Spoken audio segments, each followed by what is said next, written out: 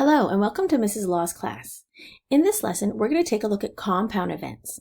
So compound events means that there are two or more events occurring at the same time. Now in an experiment, two events can be classified as independent or dependent. Now, for independent events, the probability that an event will occur is not affected by the occurrence or non-occurrence of the second event. So an example would be rolling a die,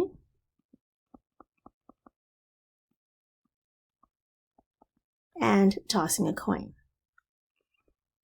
So one of these events happening does not influence the other event.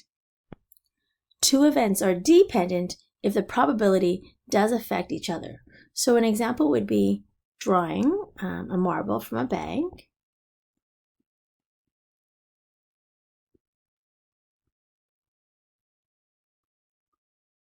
but then you don't replace it back in.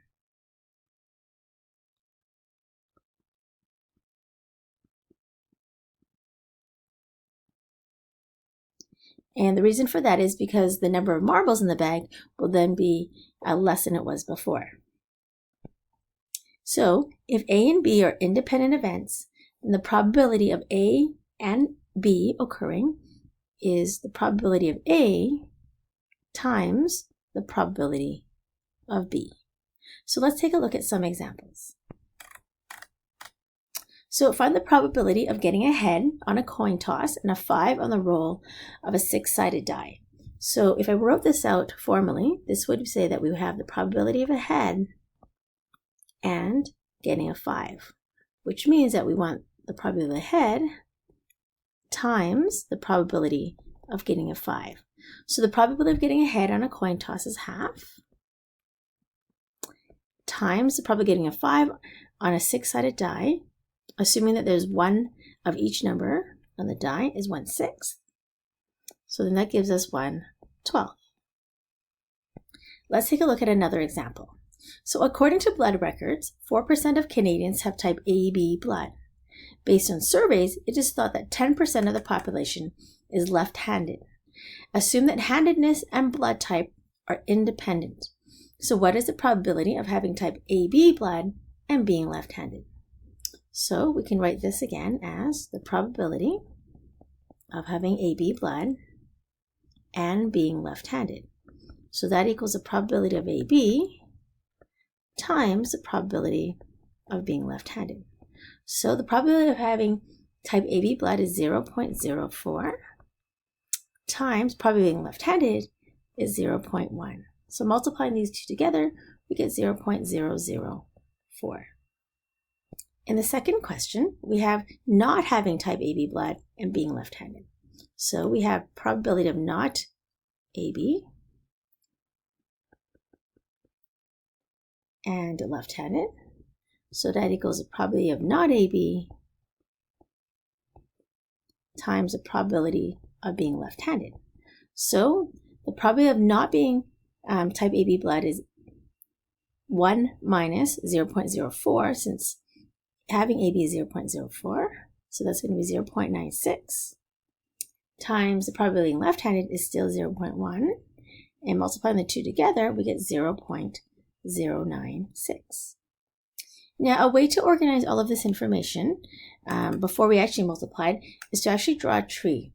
So I'm going to it's a little bit backwards, but I'm going to actually draw the tree now to show you how we could have organized this information. So we can say that AB and not AB. So this is going to be 0.04, and not having AB blood is 0.96. If you have AB, the probability of being left-handed is 0.1, right-handed is then 0.9. And we could do the same thing in the other branches, left and right, 0.1 and 0.9. So for question number 1, we have A, B, and L. Left-handed, that would be this branch here. For the second one, not A, B, and L, would be this branch over here. Next, we're going to take a look at replacement versus no replacement. So replacement means that when an item is drawn out, it is put back in and it can be drawn out again. So this means that the events are independent.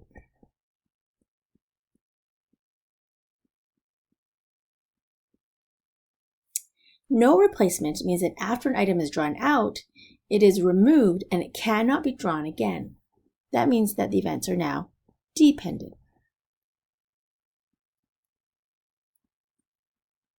Now note, if the question does not say with replacement, we're going to assume that it is no replacement.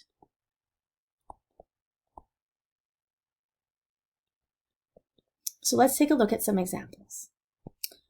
All right, so there are 3 white balls and 5 black balls in a bag. Find the following probabilities with and without replacement. So I want to compare replacement and non-replacement so that you can see the difference. So the first one is drawing 2 balls with the first one white and then the second one is black. So we actually want to go in that order. So we want white and then black.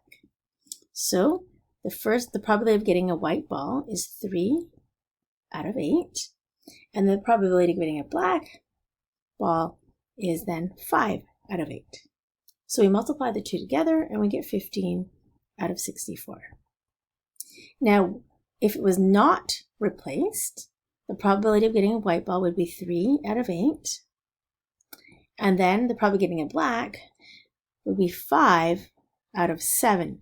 Because the first ball was not replaced, now we have less balls in the bag. So it has now become 7. So 3 times 5 is 15 out of then 56. All right, and the second question is a little bit different. It says drawing 2 balls, 1 white and 1 black.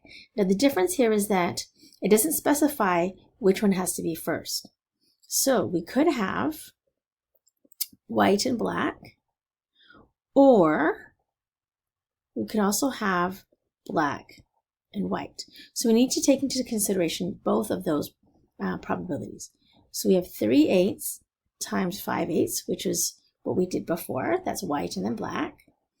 And then or usually signifies that we're going to add also the probability that we also have a black ball first, which is 5/8 times 3/8. And then multiplying and adding these together, we then get 30 out of 64, which reduces to 15 out of 32. All right, so with non-replacement, we would have 3 out of 8 times 5 out of 7, just like before. Or, so we can start with a black ball first. So we get 5/8 probability of getting a black. And then times 3/7, and again, the denominator changes to 7 because we have 1 less ball in the bag. So multiplying and adding this together, we now have 30 out of 56, which equals 15 out of 28. All right, let's take a look at these last two. So drawing 4 balls that are all white. So we want white, white, white, and then white. So the probability of getting the first white ball is 3/8. And we're going to do this 4 times. So this could be 3/8 to the power of 4.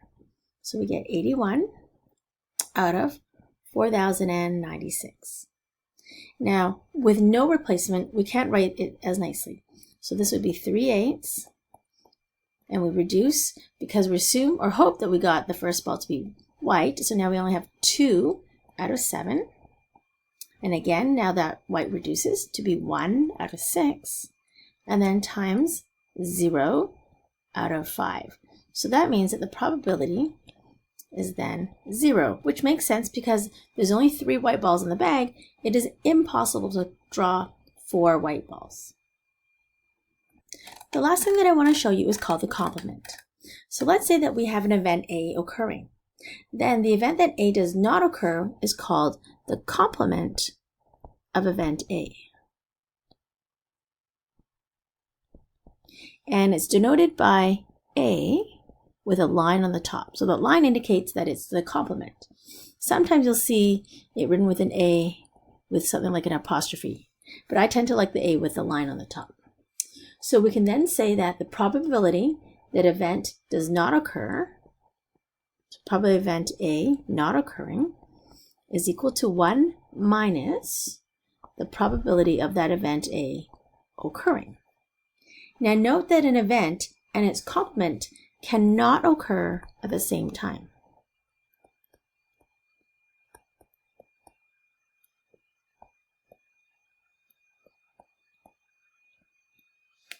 So let's take a look at an example. So we have 3 yellow, 2 red, and a blue marble in a bag. So 3 marbles are drawn. Find the probability of no red. Oh, and I actually forgot. I wanted to say that 3 marbles are drawn, and we're going to add with replacement. Okay. To make this a little bit easier. So the probability of no red means that we want yellow or blue. So there are 4 of them out of 6. And then we put it back in, and we get 4 out of 6, and then 4 out of 6. So these all reduce to 2/3. So we get 8 over 27. All right, now the second question, the probability at least 1 red, we can also think of this as we want 1 red and then 2 reds. Or we can actually think of this as 1 minus the probability of no red. So, since we already calculated that the probability of no red is 8 over 27, we can now say that this is 1 minus 8 over 27. Because if we have no reds, that means the opposite would be having at least 1. And then 1 minus 8 over 27 is 19 over 27. And that's how we do and work with compound events.